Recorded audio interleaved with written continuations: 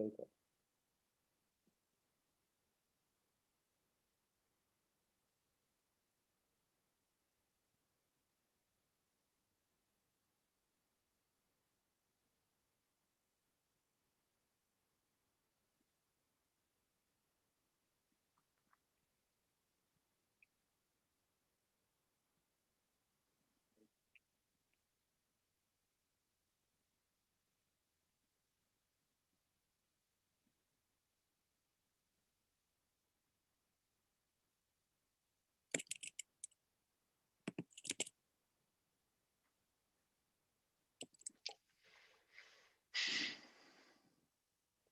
As my colleagues like to say about me, that I have some kind of motto, and it sounds like that. Hello everyone.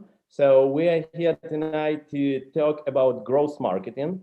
Maybe for some of you, it's a surprise. So please read the description of this event and few questions which we will cover tonight in the description of this event under the screen. Yeah, so screen or what? Yeah. So, but we will talk about different kind of questions about the growth marketing. For those who doesn't know what is that about, so we will cover those questions as well. We'll start with them. But for more pro level audience, we will cover different issues as well. So it will be interesting for all of you. And now I want to go to our honorable guests. There are 4 of them tonight, and I think that I think that it's much better if they will introduce themselves. And I think that we will start with girls. So let's start with Kat. Hello, everyone. I'm Kat. I work at Growth Shop as one of the growth managers. I manage everything to do around CRM, messaging, all of our campaign systems. So everything that goes out to the customer at some point comes through me. Cool. Thank you. Glad to see you tonight here. And Daryna, could you tell us more about you? Sure. I really like that the girls go first, actually. So good start. My name is Daryna, and I'm a senior marketing analyst working at Booking.com, mostly focusing on B2B. Yeah, I analyze almost everything which is connected to my department and marketing in my department. So looking forward to talk to you guys and hear the opinion about the growth marketing. Yeah, of all of you guys. Cool. Thank you so much. Glad to see you here as well. Mark, could you tell us a few words about you? Well, there's a tiny bit of noise in the background, I realize, but my name is Mark. Lovely to meet everybody. I'm the founder of Growth Shop. I've been doing e-commerce and direct-to-consumer for about a decade, about $1 billion in growth and 100 million in spends. But now we're trying to do it in a way we do it smarter, faster, and happier. So we enjoy the process, not just building things for the sake of building things, but enjoying the entire process. Cool. Glad to see you here. When you spoke about money, I regret that Ross, our next speaker, he changed the background picture. Before that, there were a lot of money. Oh yeah, here we are. So Ross, could you tell us more about you? Yeah, hey, what up everyone? My name is Ross. I'm in LA working in a small startup. It's a fintech product. We just recently raised money from tier 1 VC firms here in Silicon Valley. And here we go, I guess. I'm in the growth field for five years, I guess. So I feel like I know something about growth, but I'm not quite sure.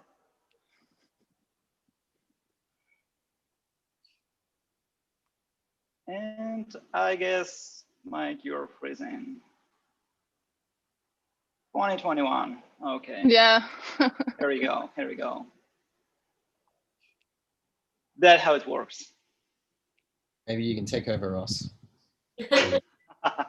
Okay, guys, so I got the list of the questions. Oh, Mike, you're here. What up? It's a really bad joke about my internet. It's playing bad joke with me today. It was really perfect all the day long when I need to work. But now I really want to relax and have good conversation with you, and it's bad. But hopefully everything will be fine. I hope that you didn't say anything bad. Meanwhile, we're glad to see you here as well. We actually covered all the questions you had, so. Okay, thank you so much. It was a really Bye, long... everyone. So, before we'll start talking about growth marketing, I just want to remind all the attendees, first of all, thank you for coming to this conversation. And I just want to remind you that we have the chat near the video. So you can text your comments, feedback, questions, and the most relevant we will cover. Definitely just wait for our questions and our issues which we will discuss. And then maybe you will have extra questions, or just you want to clarify something or add additional, something like that. So feel free to text them and I will read them in loud. So let's start, I guess. I'm sure that there are a lot of attendees today who work as a marketer and want to work with growth approach, but didn't do it yet. So let's start with this level.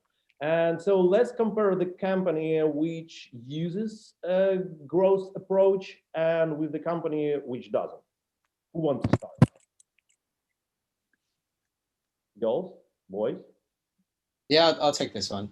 So it's interesting because growth is really about an outcome, and I think it's more about a perspective of an approach. So if you consider marketing versus growth, or growth versus non-growth, you're really doing the same shit. You're spending money and you're trying to get a result. So I think companies that use words like growth inherently are typically more progressive. So instead of having things such as quarterly budgets, annual budgets, where they say we've got to spend this money, and if we don't spend this money, I lose the budget, and I only give a shit about spending money. But someone that's in growth is usually using a higher degree of sophistication in trying to analyze customers, trying to crack new channels, and trying to understand at a much faster level what's working and what's not working. So to summarize that ranting, it's, I think, a more progressive type of company that has a much more agile approach, which means they're making changes and optimizations much more frequently. Cool, thank you. Okay, who wants to add something? Yeah, I would like to add, it's a very interesting message that you are sending, but then I would say that the companies who are using growth marketing, they are more oriented on the customer itself. Since they're analyzing the flow, they're analyzing how the product is, how customers are actually using the product, because their goal is to grow, and of course they're thinking thoroughly of the experience that the customer gonna get. So probably I would say the companies who are using growth marketing are actually customer oriented rather than just creating a product to gain more money and create business around money. Of course it's important, but then if you think customer first, it's going to deliver more value. Cool. Are there any companies which don't like to grow? Because all of them, they want to grow. At least I don't think that there are some startups like, oh, we are a team of 5 and let's keep it that way. That's actually like a new trend, right? So there's this thing like bootstrap startups where you're trying not to raise any funds. You're trying to like survive as long as possible. So I would say like there are quite a few startups in the market that just do not want to grow that fast. And the thing with growth though is you need to keep in mind, if you're growing like fast enough, you're probably gonna face a lot of problems. And that's why like real big companies, they fail sometimes as well, just because they're not ready for that kind of growth. You know, they are not optimized enough, I would say. And there's this like really interesting concept that I like called Blitz Scaling. The idea, if like, it's super relevant to me, that's I guess what I'm saying about it, but think about Lime as a scooter company and then Bird as another scooter company, right? They both grew quite fast. And at some point, Lime decided to move even further, like move faster. They decided to bring more scooters in the market. They decided to raise more money, like enter more cities, et cetera, while Bird at some point decided, okay, we're gonna stop here. We're gonna stop here for the next year because we wanna build a new model of the scooter that will make our business profitable. And turned out that right before COVID, Bird managed to raise new rounds, even like a few of them, if I'm like recall it correctly, and Lime didn't. So Lime had to drop their valuation by a lot. because they were like scaling, growing, and not thinking about like how to become a profitable business. So I would say that at some point you probably want to stop thinking about growth and thinking more about the business. If that makes sense. Good point. Good point. Okay, Kat, do you want to add something, or we will go to the next question? No, I think Ross kind of hit the nail on the head when he said some companies aren't looking for growth immediately. I myself have worked in startups like that, where actually it's often owned by someone and their brand is everything, and they're not looking at growth, they're just looking at kind of brand perfection, and it's their business at the end of the day. And if that's what they want to do and they want to make their brand so sleek and beautiful and everything, they're not focusing on growth, then that's completely up to them. At some point they will have to look to growth, otherwise they will not be a business anymore. But there are definitely two different ways to run a business, I guess, and it's completely up to that person. Cool. Thank you. So many opinions. It's really good that they are different, and we already have this discussion and conversation, so it's really cool. Thank you for a good start. Let's move forward for more pro-level audience. So it's quite obvious a follow-up question. Let's talk about the role of data. As we all know, growth marketing approach is not that creative. Maybe you can argue with me. How do you work on all the stages, collecting, analyzing, interpreting, and all stuff with data? Let's talk about that. Well, I can jump in. Growth is kind of all about data, that we know, but being agile and running with things that are most impactful to your goals, such as revenue, that's kind of what it's all about. So if we look at marketing campaigns as an example, instead of campaigns being brand centric, for example, checking every email down to the last space that you put, like traditional digital marketing, we focus on what the customer wants. We make changes based on the testing, based on the evidence, versus an opinion of the person running it, or, which is often the case, the most senior person in the room makes that decision, which doesn't necessarily ensure that the customer is put first or that you're doing the right thing. And we ensure our campaigns and our contact doesn't end when we make an acquisition. It's about putting measures in place to upsell post-purchase, to retarget to customers time and time again, get customers referring other people. And if you're kind of new to measuring these campaigns, just like a few simple tests, test copy, test content, test subject lines, all things like that will just give you incremental kind of pieces of evidence where you can change what you're doing, and your open rates will get better and your click-through rates will get better, and eventually the revenue will follow. Cool. Thank you so much. I come from the, I don't know, unfortunately or luckily, but I come from another part of interface jobs. I'm from UX design, not UX design, but UX. But anyway, I think that it's much closer. If you tell me that you want to base everything on the audience, it's really cool because it's really close to that stuff which I'm doing. So all of this research, all of these user-oriented, it's really cool. Good job, good job. Who wants to add something? I think another piece of the use of data, on Kat's point, is really based on the life cycle of the company, of the organization as a whole. As it's fantastic when you get to the size where you can have a sophisticated data team, say like a booking.com, where you can have a lot of firepower behind it. Where it's tricky is when you're starting out, usually you can't afford a data science team. So I think, and this is more just a comment or a point, that it's so valuable when you're educating yourself to become a bit T-shaped and to learn these different parts, whether you're designing or whether you're in user research, whatever it is. If you can get some of these data competencies yourself and you can use that to support what you're doing, it becomes very, very powerful and a big advantage. So Cool. I think useful for people to think about.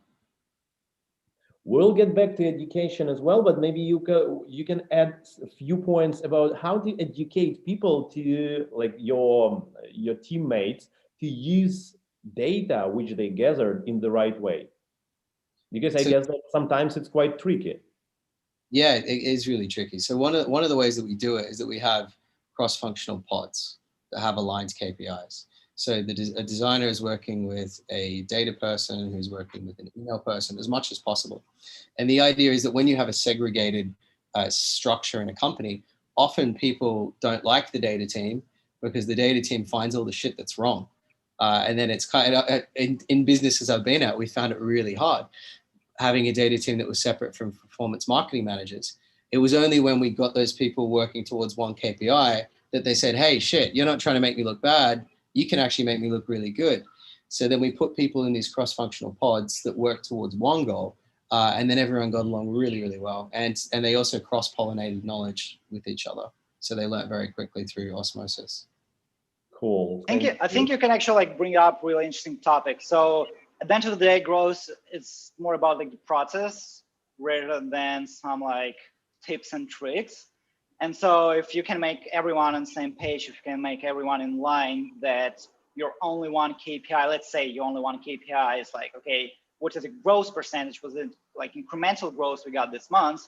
Then all of a sudden everyone be like, oh dude, okay, what kind of feature, what kind of like, I don't know, design, what kind of email we need to send, to make, to craft, to hit this KPI. And that is something that's really important. And then data becomes just like one of the tools, I think. And you can also think about it in a way like the growth as a thing, it's just like 6 years old, I guess. It came from Facebook. It was like internal Facebook department. And at some point, Facebook realized that, okay, like merging together marketing and data person, the data team, it's kind of like a tricky one. It's like, it's really hard. And so why we not just like try to hire someone from the day zero, from day one, who gonna be like marketer, but with a data background. Long story short, they decided to kill this department like altogether. And instead, what they also realized is that, okay, we probably want to hire someone who's a data person first, and then teach them how to do marketing. And so in this case, this like just one person will be able to get the insight from the data, no matter if it's like qualitative or quantitative data, analyze it, come up with some ideas, with some assumptions, run the test, analyze it again, and then bring the knowledge to the team. So the idea of this department at Facebook right now is that this person, like one from the growth team, is dedicated to get as many lessons from the data as possible with all like tools available for them. Thank you so much for killing one of my questions, because I supposed to talk about Facebook a bit later, but thank you, Ross. Thank you so much. You're welcome, dude. I got you, no worries. We have a few questions from the audience, but let's listen to Daryna. Maybe you want to add something for this point. Yeah, definitely. I think I'm going to speak from the perspective as being an analyst indeed. So yeah, first of all, I really want to say thanks for your comments. I really agree with all of them.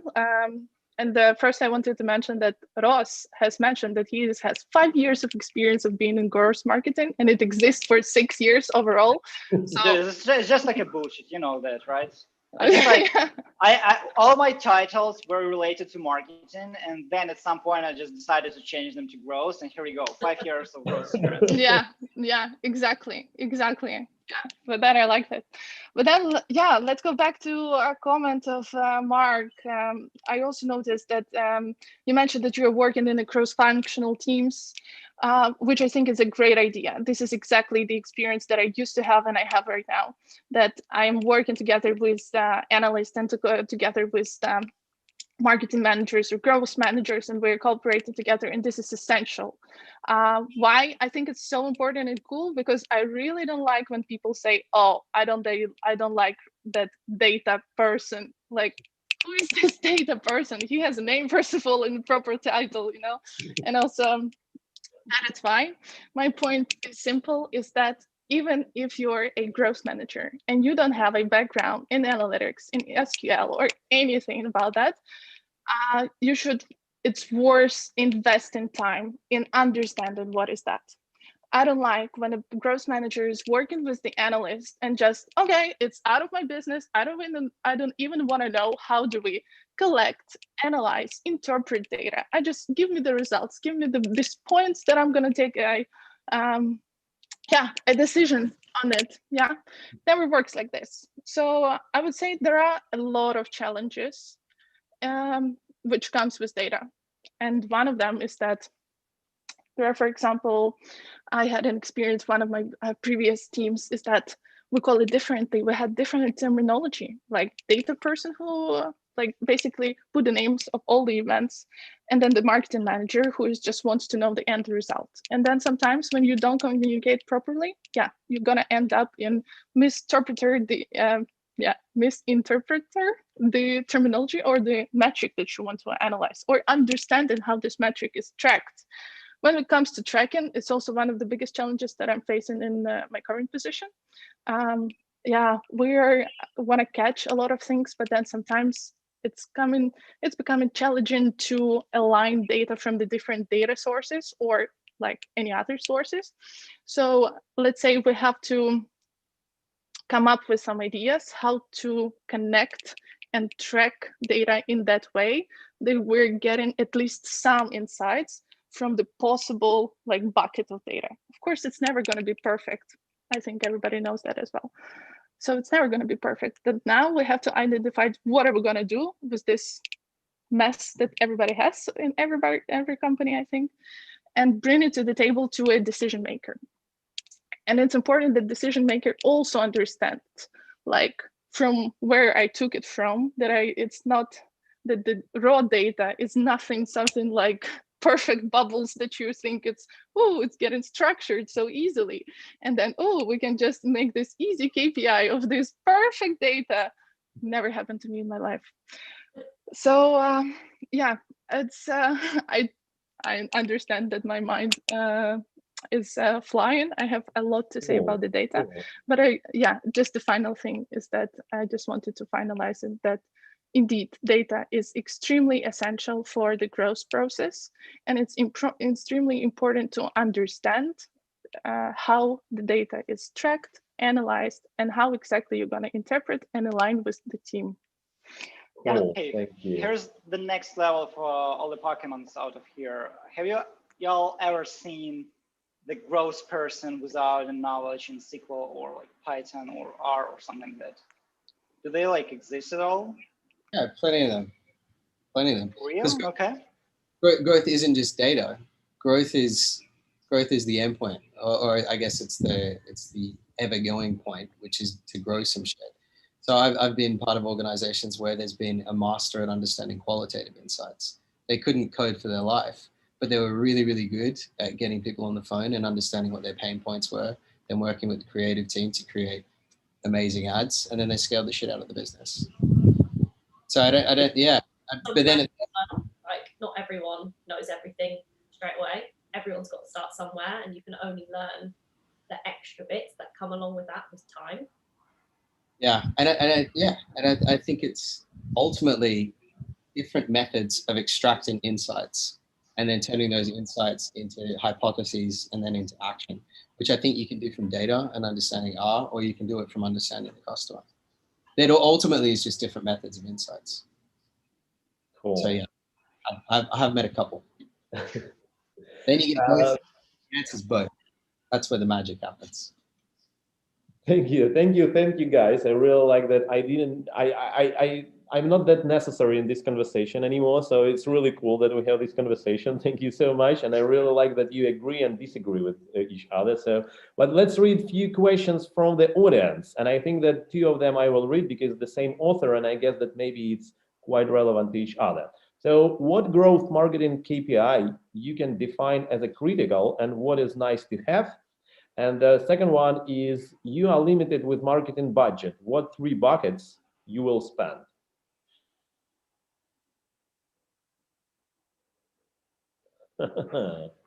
Okay.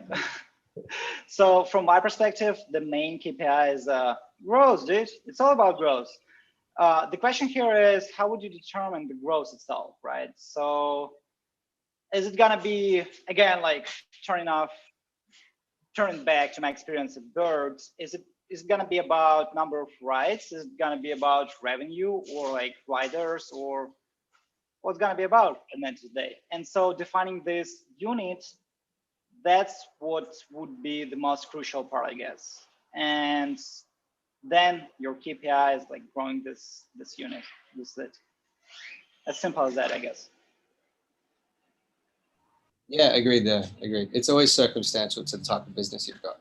And if it's a SaaS product, is it about just getting as many new users as possible in the beginning? Then in phase 2, is it making sure that those users are actually sticking and using your product? With e-commerce, is it about aggressive customer capture because you know you've got a good lifetime value? Say it's a recurring type of model, or is it like some of the brands we've got where we need to make money with the first sale, which then means it's about return on ad spend. So I think you've got to analyze the metrics that you'd be proud to talk about if you were showing a graph and it was going up. Cool, thank you. I just want, because you just mentioned, let me check once again. So yeah, so you already said that it depends on the company and or position on the market and how long does this company exist. So I think that it's quite relevant to ask you the next question from the audience. We will come back if the girls will want to come back to the previous questions. But when companies should start thinking about growth spots and when it's too early? Never too early. Never too early. I think if you're not thinking about growth, then you're not really thinking about your business. You want to create something, yeah. No, really, because it's you need to, the most successful businesses. Well, that's a big statement. A lot of successful businesses have understood where they're trying to go, and then they reverse engineer what that looks like. So if you don't have growth in mind, it's very difficult to understand whether your product or your hypothesis is actually resonating with your audience. Otherwise, you're just kind of throwing, as an Australian saying goes, throwing shit against the wall. You don't really want to be doing that.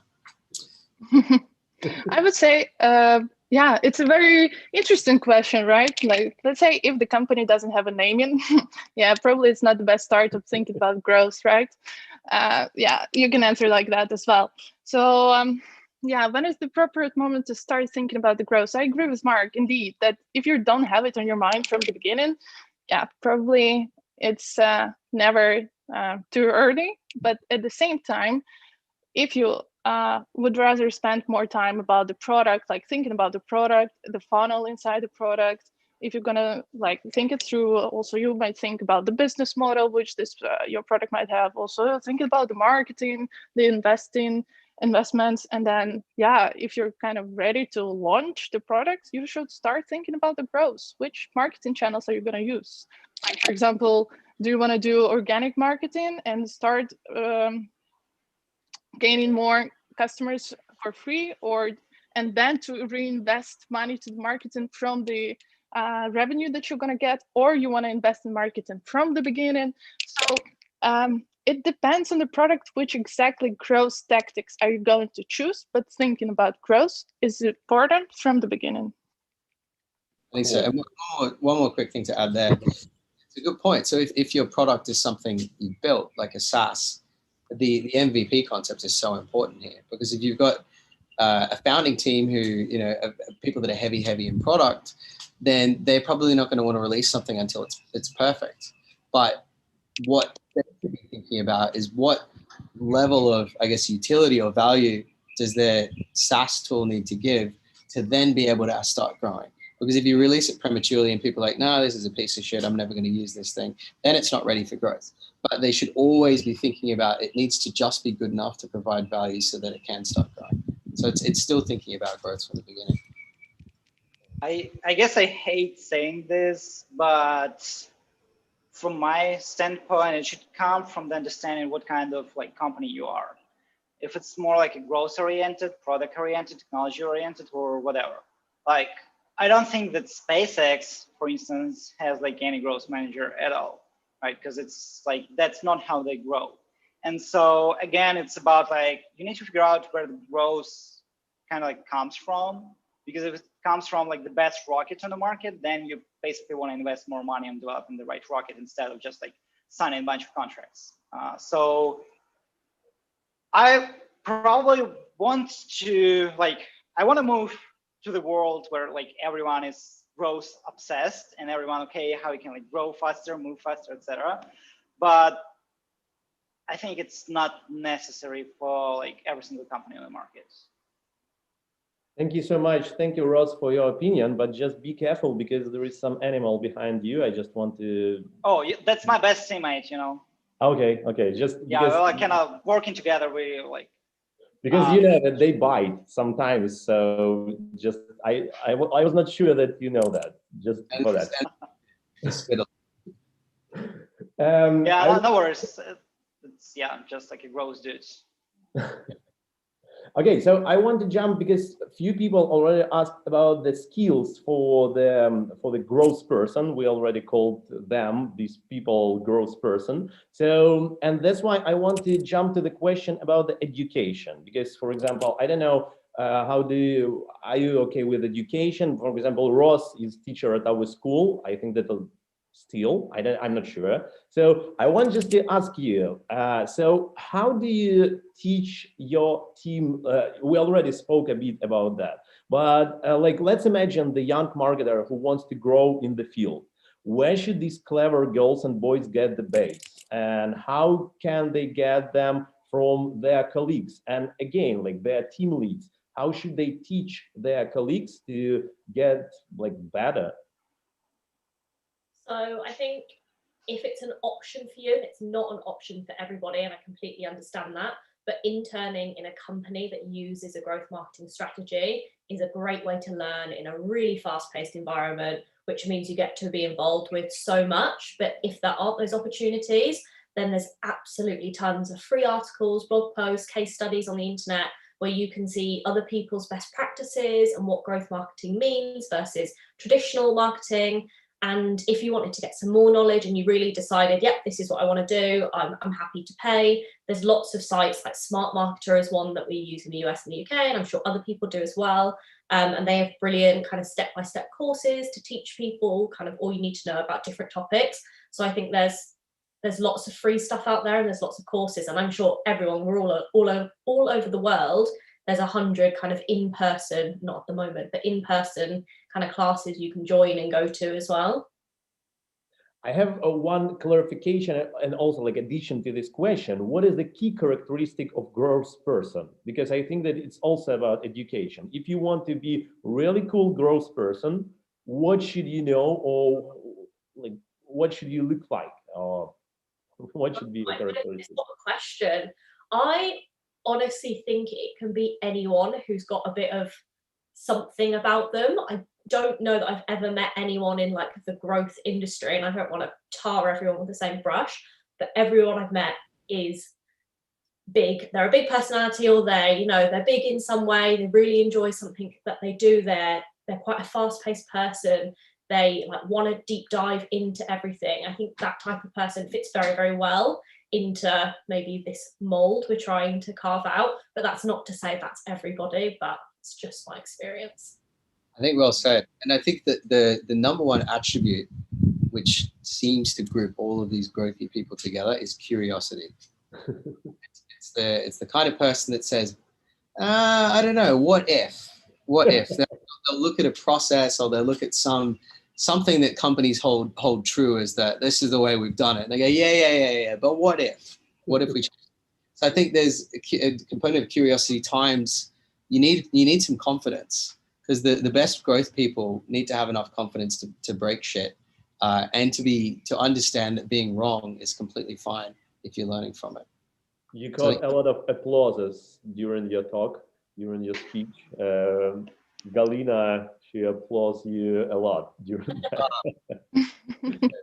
So I guess that you're right. I can follow up on that question as well. I agree with guys, everything that you mentioned about the soft skills. Yeah, this person has to be curious. This person has to be kind of extraordinary, and just being curious. I think this is the essential, maybe, right? Just thinking, what if is indeed. But then, if we think about the hard skills, what should it be? And the advice for the junior specialist, for example, or if you don't have any relevant experience, probably I would advise to find a perfect company, and if they offer internship, it would be the best. To learn from the best, to gain experience by learn by doing, actually, this is exactly what you might do.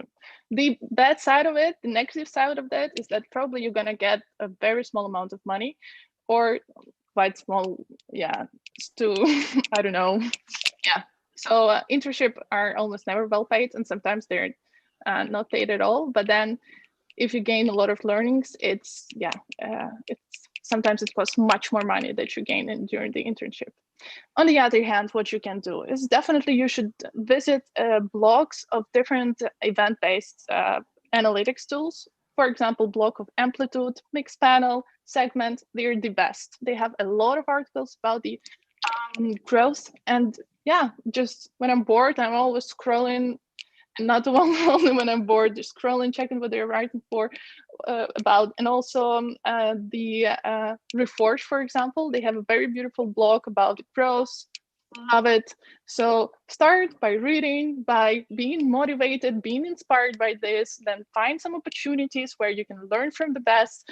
And then, yeah, you're going to see it's all going to change. Thank you.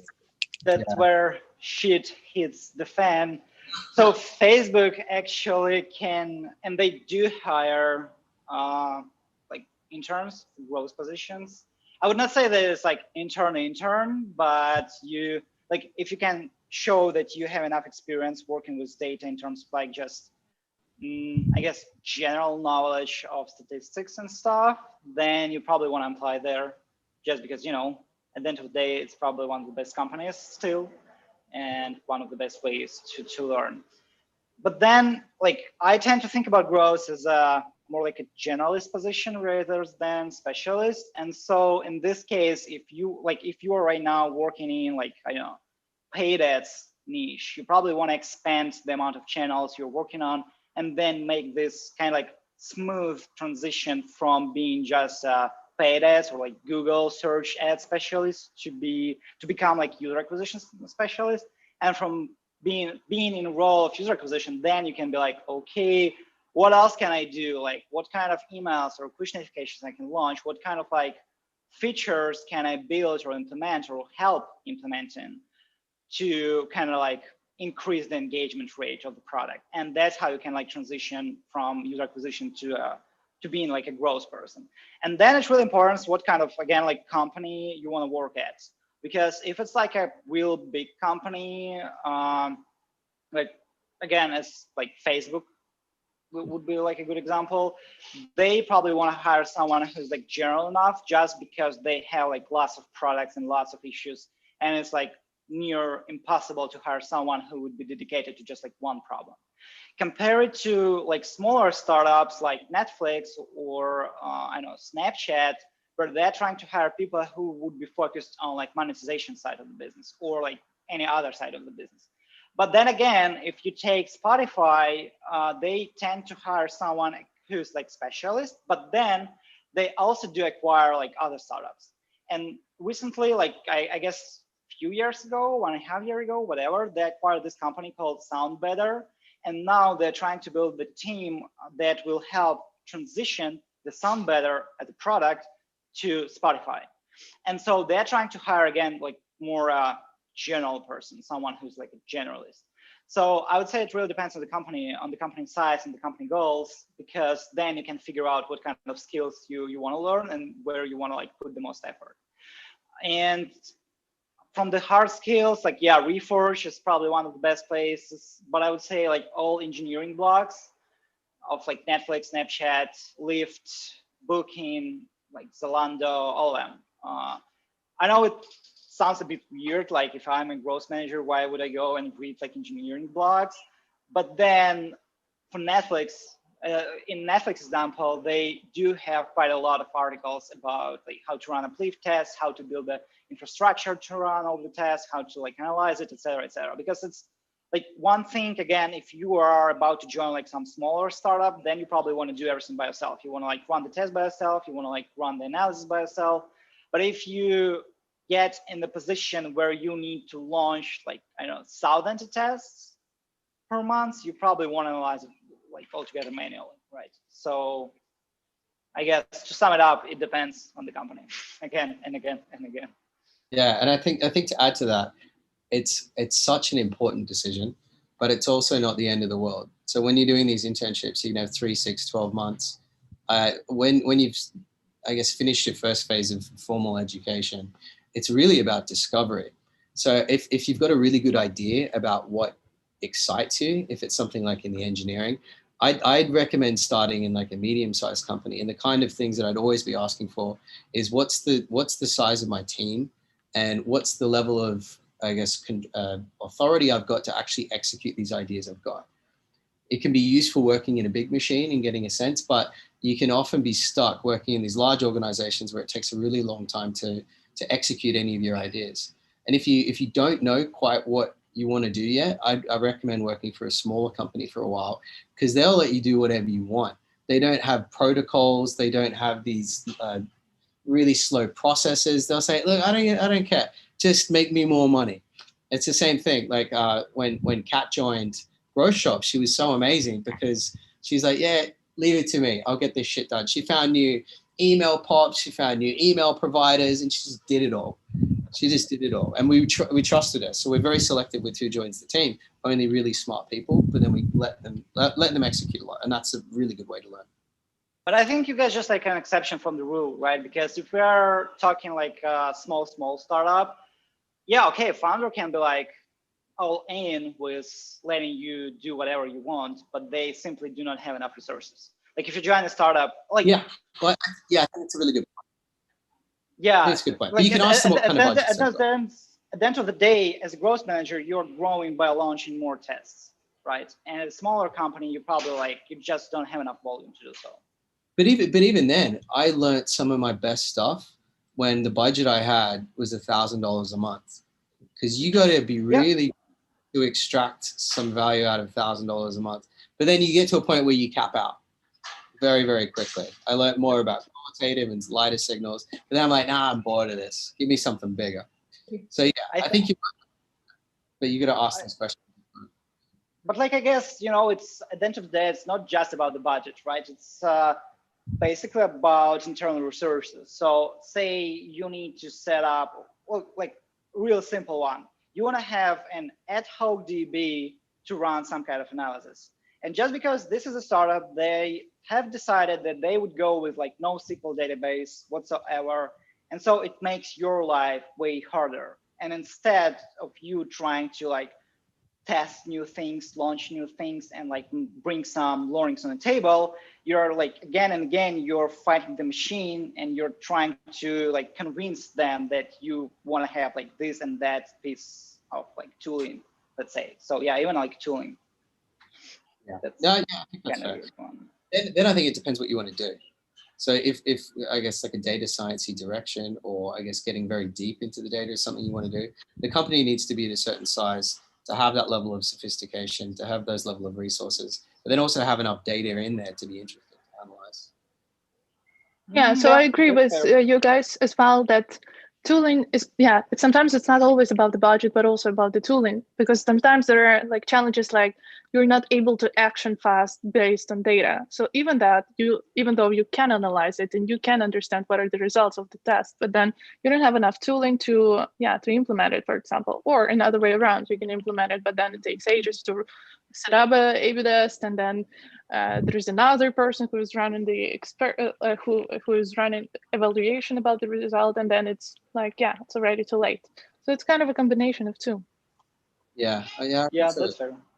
So as well. Let's switch the topic to the team, because he already started that, and there are a lot of questions about that as well. And I wanted to cover that. So what should be the team set? But also I want to add one of the questions from the audience, because again, it's about the design, as we already discussed. So how do you collaborate with design team inside your companies? Do you have your own dedicated designer? And how do you collaborate with other teams? So let's start with my question. What should be the best, and what is the best practice of the tool set, team set, and then switch to the designers as well? So sorry, do you want to go? Yeah, take it away, Pat. Okay. I think we're all so different that everyone's answers is going to be slightly different here. And especially to the attendees, some of you may not even be part of a team yet. You just may be interested in this field. So maybe this is just what's worked for us. But it might help you understand how it might work in a team if you move into a team. But obviously growth revolves around the data, what the data tells us, how we interpret it into something usable. So having a really strong team here is a no-brainer, but there are some other teams that play a really crucial role. And for us, product and development is one of those, where traditional marketeers have little influence over the changes to the product. We have all the evidence, we have all the data that allows us to be flexible, nimble in our approach to the product and to the site, and do whatever we want. So having an A-star dev team means we can kind of make our wildest dreams come true. But wild and wacky ideas aren't something that someone can see. You need a strong design team to bring my thoughts out onto paper. And with the design team, this kind of links into the design question, having a team that can do multiple different things, one graphic, one motion, all these different people, means that not only do they all work for me, who's not a designer, I can't do anything, they can all learn off of one another and they better themselves and their skills, but they also better the whole team too. Thank you. Okay, I guess that Mark shows that nothing to add. What is a team set? I didn't understand that part. Me? What? Yeah. Okay, yeah, so like what should the team consist of? Like team structure, actually. Yeah. Oh, team structure. Right. So I think there's an element where it's really important to have a craft lead, and this is the person that's going to help. In this case, let's just use design as an example. Designers to become really, really good. So they've got the technical craft and the technical knowledge to mentor those people to come up really well. Then, like I touched on before, having cross-functional teams is equally as important, because it means that people are getting context as to how their work may actually impact the business. So I think connecting those people as a cross-functional team is really important. So I think it's both. I think it's both. That's what we do. Oh, thank you. Daryna, I would say, oh yeah. I just want to get more information. How does it work in booking.com? Just like no. that. Sorry, I can't share it, so Okay, you're not gonna get anything. But yeah, I remember there was a question about design, and I wanted to make a joke that booking.com is the most beautiful website that you probably have ever seen from the design perspective. So yeah, we have a lot of people taking care of that. Yeah, the team set, right? The team structure. So what I believe and what I've seen in my life is that those titles, which you might say, they sound so different in so many different companies. So you can call a growth manager in so many different ways, and also marketing analyst, like who is the marketing manager, like a marketing analyst. You can do whatever. So I'm just gonna take it to an easy language to explain what I would see. So I need a person who's gonna come up with a beautiful ideas of growth, and we can say that it's going to be a growth manager, right? And I would expect this person to be smart enough to set up to make this idea happen in real life, right? So it's not only coming up with ideas and then, oh, we can do that. But if the person doesn't know how it all happens in real life, like which tool you should do, we should use to that, no. So that would be one person. Of course, it's going to be a person who should be creative enough and knows the tool and how to visualize and put it on the website. Let's call it designer. There should be a person who might help you to analyze it all, to know where to take the data, which tools to use to analyze, since we already defined that data is essential here. If this company is small enough and you don't need anything sophisticated, like, yeah, you can play around, maybe find another person who might help you. But when it gets to a big data, without data engineering and data architecture, I'm not gonna even participate in this thing, because yeah, it's impossible to interpret raw data, which is such a mess, that can never happen to be a beautiful table which we can present and visualize and present to get insights. So yeah, I would say these people. I couldn't relate more than, yeah. It's gotta be just like my personal opinion, and I guess this thing to consider is that I barely speak English, and that's the reason why I decided to move away from the creative side, because I don't want to deal with copy. I don't want to write all these taglines and stuff, just because it's never gonna be as awesome as coming from someone who's a native speaker. And so I decided to be more focused on data only. And so for me, I would probably never join a company or like any other venture if I don't have a software growth engineer on my team, just because every single day I need more events coming like from a backend, from a client apps to the server, to Amplitude, to like all the tools. So that's really crucial for me. And then obviously I would need someone, could be another growth person, but be more like proficient with copy, and who can write all these like beautiful messages and stuff. And then I would say the next person would depend on the company, because again, like at Bird, for instance, we were like heavy rely on comms, so all the emails, push notifications and stuff. And sometimes it was like super complicated. So I did enjoy the fact that we had a dedicated CRM team that helped us like build all these campaigns and tests, et cetera, et cetera. So that would be probably like ideal structure for me. Cool, thank you. We have the question about what do you define as a growth position, but I guess that Daryna already covered everything. So I guess that, or maybe if you want to add something, so please do it now or never. So, okay, I guess that we covered that question, yeah? So we have the question, I don't understand that, I don't understand it, but maybe you will understand that. So what might be the specifics of growth marketing applying to non-profit world? And then there is the specification in sector in general, not thinking about any particular organization. Interesting. Same. It's just, it's kind of like what we touched on before. It's just changing the goalpost. So in this instance, it means that you can't just spaff away venture capital dollars. You've probably got to be a bit more thrifty and conscious about your focus on profitability. But then there's also other interesting grants that you can get. So I'd be trying to work to find channels that will give me free cash. So for example, Google does a good job at this. They don't allow you to target anything, and it's all broad match. So it's kind of a bit of a sneaky thing that makes them look really good. But yeah, I think growth marketing means a tighter focus on profitability and probably other things such as referral loops. So getting a lot smarter about knowing that people want to look good. So if someone donates, make it really, really easy for them to become an advocate for the organization. So it's profitability times probably a higher degree of focus on organic types of growth drivers. Mike, can I ask you to repeat the question, please? Was it about non-profits, right? Yeah. So what might be the specifics of growth marketing applying to non-profit world?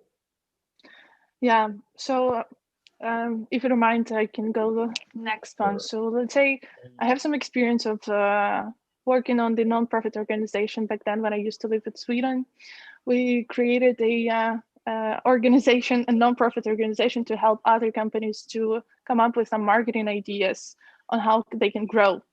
I would say this world is, yeah, significantly different, because you're not basically focusing on the profit, because you are not interested in that. You're mostly interested in helping like others on bringing the, let's say, the value itself. Because what companies are getting, like what are they aiming to gain is revenue, is profit, and then they decide themselves what they're going to do with this revenue. And then when it comes to non-profit organizations, sometimes they're not talking about the money specifically, but they want to to get the end goal, what is standing behind the money, which you can get after by using this money, right? Because money is just a tool sometimes.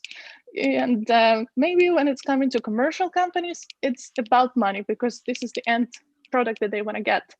And when it comes to nonprofits, the end product that they want to get is to help someone, because it's, yeah, about nonprofit, it's a bit different than commercial world.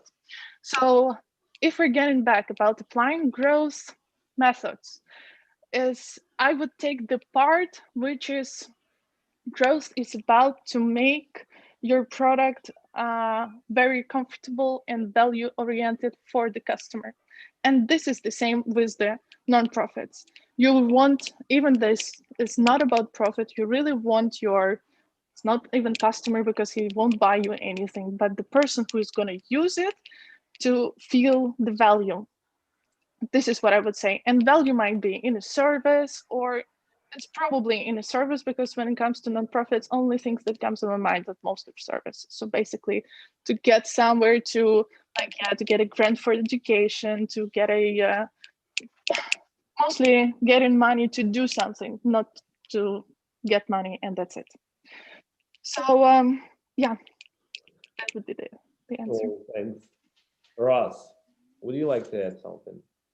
Well, I mean, I feel a bit awkward here just because I did not have such an experience before. So I have just like some theories. And in this case, I mean, it's a non-profit, but not a non-revenue organization, right? So at the end of the day, you still need to make some revenue. You still need to find how you can build the source of donates coming to you every single day, because you want to build something like significant, you know. And I don't see how, in this case, how NGOs are somewhat different from like just regular business, to be honest.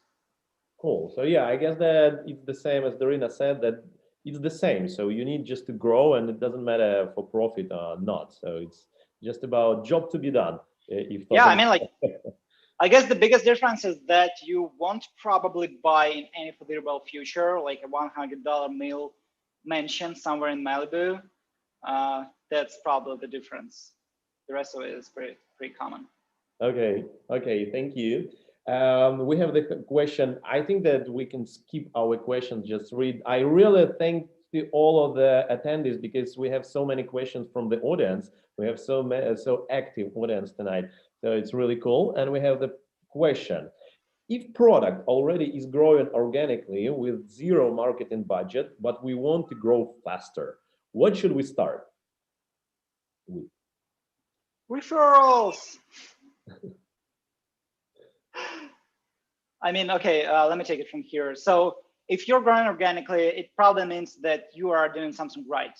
Like, how can it be possible? Either you get like a lot of media coverage, or people just organically are talking about your product like here and there. And so either way, you can kind of like boost what's going on right now in the wild. Like if people are talking about your product, then you can launch the referral program. This is it. So I guess the answer to the question is where this organic growth came from. Okay. All the guests are muted. That's why they just agree with Ross. So Ross covered everything. We already, so yeah, I think that we just need to summarize, according to the next question, we just need to summarize, because most of you already said when we were talking about education. So Christina is asking, could you please tell us some free resources for marketing specialists, useful links maybe? Thanks a lot. So I guess that it's about internship, as Daryna said. It's about education, for example, in Projector. And maybe some free links, or maybe some resources which will be useful for these specialists. Because yeah, if someone wants to become growth marketer, so I guess that we need to help them. Yeah, I think we also mentioned that in the video before, in our discussions before, some blogs of some cool tools, for example, Amplitude, Mixpanel, Segment, and also we mentioned Reforge. They have a very cool blog. So yeah, and also Ross mentioned some engineering blogs from Netflix, from Booking.com. Cool. There is, or at least there was, I'm not quite sure. Okay, there is a girl who decided that she want to be a growth manager eventually. And there is this like platform called growthhackers.com. Like, if you would ask me, I would say that the majority of the articles there are, well, not that good. They're like somewhat bullshit sometimes. But anyway, so within just 1 year, she, if I recall it correctly, she asked like 600 questions on the platform. So basically like 2 questions per day. And eventually, I don't remember again the name of the company, but she managed to join like some fancy startup in the Silicon Valley. just because she was like constantly asking questions from people who have some experience. So I would say that you probably want to go down the same road. It's still available. It's still there. Cool. Thank you so much. So yeah, before we will jump to the next question, I think that maybe to summarize everything, because we already speak for 1 hour, I guess that some of the people maybe are tired, and maybe you are. So just one additional question about the team, because I think that it's quite relevant question and it's really fast. So can a product manager cover the growth marketing role?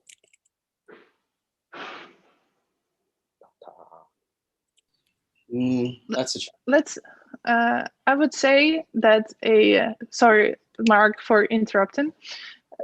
But I'm sincerely sorry. I even did like this, which means I'm sincerely sorry. But yeah, I just maybe not answering exactly that you wanted to say, but I wanted to say that even like office assistant can be a growth manager from this perspective. Like, come on, it's education. We've all been there. We've all started with zero. We all didn't have experience. We didn't have any knowledge. And especially if a product manager just gonna go and learn something, even I can assume that product manager might have a good income, let's assume that.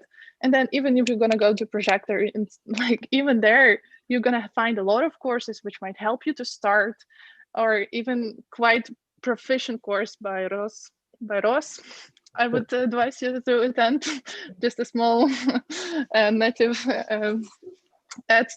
But then, yeah, basically what I'm trying to say is that it doesn't matter who you are. If you really have a motivation to do it, come on, everybody can do it. And curiosity, it's the only requirement, I guess. Yeah. I think it's just a title, really. So I think it also comes down to what the problems of the organization are at that time.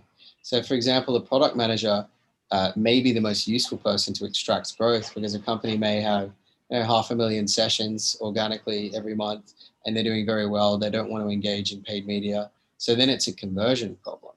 So if a product manager can come in and not only focus on conversion, but extracting a higher value per customer, then they're the most important growth person in the company, because that's where the growth issues are. But then if the company is very fine-tuned, and the conversion machine and the funnel is really, really well optimized, and the issue is traffic, then it's a much bigger learning curve to then have them master traffic to become a growth manager of acquisition.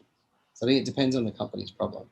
But yeah, on your point, anyone can solve these problems. It's more about identifying and being very clear what your problems are. Oh, thank you. And especially for some startups, I just remember when I was part of one startup. So it doesn't matter what is the position, you do everything. So it's just like about curiosity and about the wish of growth. So if you want your company to grow and you want higher salary to buy the new car, or just to be happy with the size of the company, I don't think that it's an issue who is doing that. Okay, so now we know that growth is growth. So maybe let's talk about maybe a future, or the nearest future, or maybe further future. Where does it move to, this approach? What's new? What should we expect? Like, what should we expect soon, and so on? Let's predict, or maybe just think about that. Ross, you should start this question. Dude, come on. Well, I do believe that paid ads and like media buying is going to be automated. At least you can see it from Netflix, from Zalando, from like Lyft, from pretty much like any other major company. So I would say it's about like marketing automation and marketing technology in general. Like that's kind of the niche that I believe gonna grow.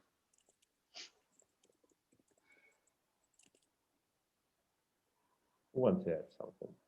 Yeah, I totally agree with you, Ross. I also think that much more specialists are going to be data oriented, since these approaches are going to, like, the approaches that companies are trying out right now, then they're going to come up to some formulas which they're going to share with everyone, and much more people are going to try it out. And then, as mentioned, without the data is nothing. That much more teams, companies going to be data oriented. So we can assume that also new tools going to arrive, and also new automation is going to be arrived, and yeah, going to appear, so on, so on.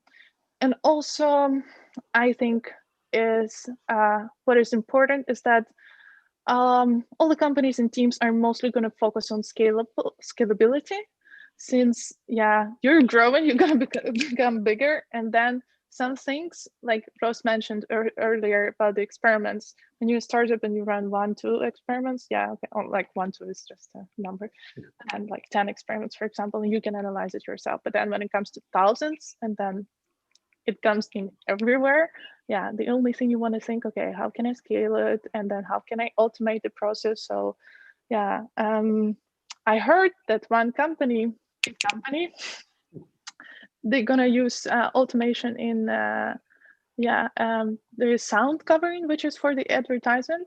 So basically the ads you're gonna see on YouTube, it's not going to be a person who is speaking, but it's going to be a customized voiceover specifically for your personalized experience. So yeah, like things are gonna become more machine learning oriented, or like yeah, computer oriented, and not gonna create it by human. Yeah, I think these are the things which are gonna be. Thank you. Thank you. Mark, Kat, what are your predictions? So I think Daryna hit it on the head exactly. We're in 2021. There is nothing new on the planet unless maybe you're building like teleportation machine. There's nothing new. So you're all, well, yeah, that would be amazing. So you're already fighting against a market that's completely saturated. Someone else has done it before you. So what can you use to do it better and make more money and do it faster?